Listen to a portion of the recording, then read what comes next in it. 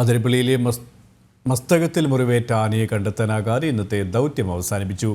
Doctor Arun സക്കറിയുടെ നേതൃത്വത്തിലുള്ള സംഘം രാവിലെ മുതൽ വൈകുന്നേരം വരെ വനത്തിൽ തെരച്ചിൽ നടത്തിയെങ്കിലും ആനയെ കണ്ടെത്താനാകാതെ വന്നതോടെയാണ് ഇന്നത്തെ ദൗത്യം അവസാനിപ്പിച്ചത്.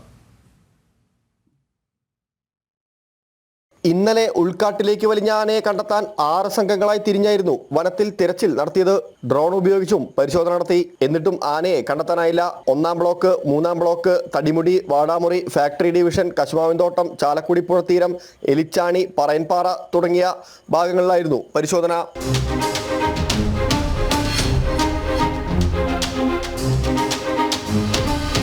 അതിനിടെ ഇന്ന് രാവിലെ അതിരപ്പള്ളി കാലടി പ്ലാന്റേഷൻ ഭാഗത്ത് പരിക്കേറ്റ ആനയെ കണ്ടതായി വനംവകുപ്പിന് ലഭിച്ച വിവരമനുസരിച്ച് ഈ ഭാഗങ്ങളിലും തിരച്ചിൽ നടത്തിയിരുന്നു. നാളെയും ആനയ്ക്കായി തിരച്ചിൽ തുടരും. നാളെ നടത്തുന്ന തിരച്ചിലിൽ ആനയെ അനുകൂല സാഹചര്യത്തിൽ കിട്ടുകയാണെങ്കിൽ മയക്കുവെടിവെക്കും.